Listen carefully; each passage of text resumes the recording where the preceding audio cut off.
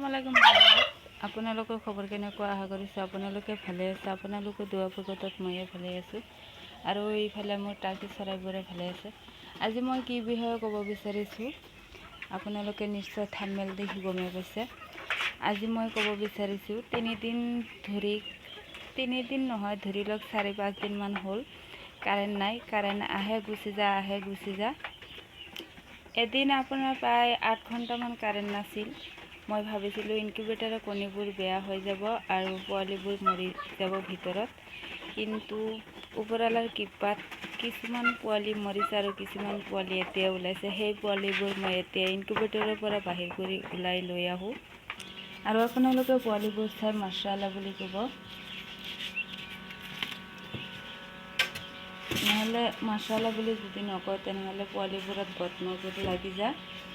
মাশাআল্লাহ এয়া দেখা পাইছে 8 ঘণ্টামান কাৰেণ্ট নাই, 6 ঘণ্টামান কাৰেণ্ট নাই, তথাপি পোৱালিবোৰ একদম এগ্ৰুডৰ পোৱালি আছে, কোনো ধৰণৰ দুৰ্বল হোৱা নাই। আপোনালোকে চাই আছে ইয়াত 7 পিচ টাৰ্কিৰ পোৱালি ওলাইছে আৰু ওলাব বাকী আছে। এইখিনি ওলাই যাব 2-3 দিন ভিতৰত।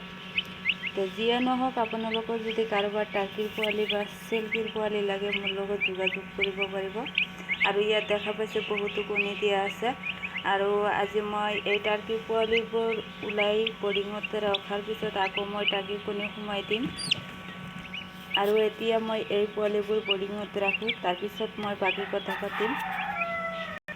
সেয়া মই টাৰ্কিৰ কণী আকৌ 7 পিচ দিলোঁ আৰু চিল্কিৰ কণী আপোনাৰ 8 পিচ দিলোঁ। আৰু ইয়াত টাৰ্কিৰ পোৱালি চিল্কিৰ পোৱালি আছে।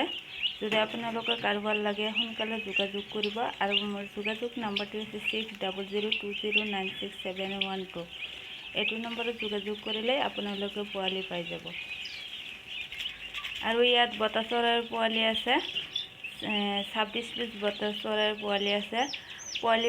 বতা চৰাইৰ পোৱালি বহুতখিনি ওলাইছিল, কিন্তু কাৰেণ্ট নথকাৰ কাৰণে পোৱালিবোৰ মৰিছে।